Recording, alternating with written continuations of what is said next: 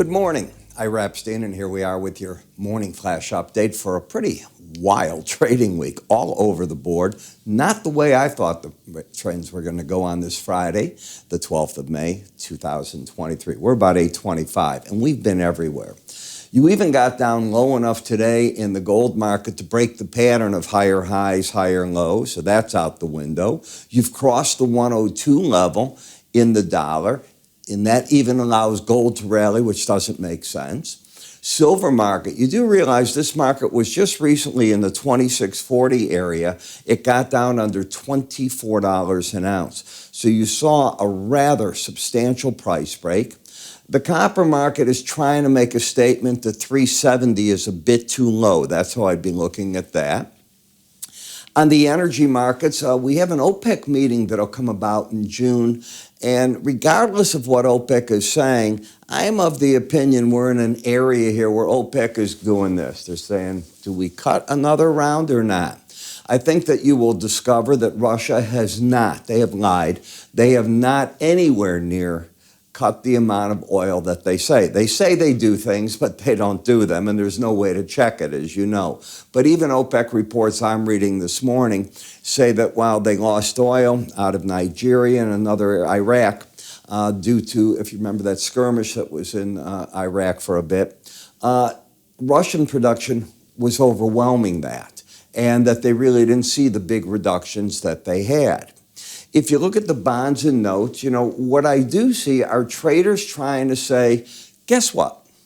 We think the worst of the rate hikes is done, if not completely over, and we're on the other side of that already. That's how the chart action is looking. In other words, getting more bullish bonds and notes than bearish.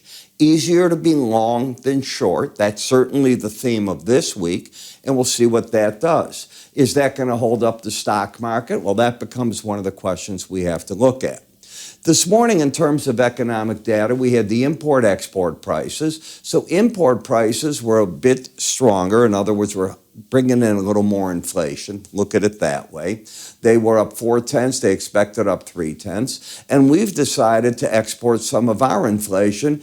Our export prices were up 0.2 versus last month's down 0.3. Petroleum import prices were up 5.7%. We get later this morning around 9 o'clock the University of Michigan Consumer Sentiment Indices. They're expected to come in 0.5 point lower than they were in April. So we'll see just what all those things do. But when you put this all together, it has been what I call tumultuous trading week, a hard one. I looked at how clients of ours were doing, and if you were on the wrong side of markets, you're not by yourself, okay? These markets were this all week. As we're trying to figure out what the transition maybe is, as the data came in and wobbled. That's the best way that I could describe it.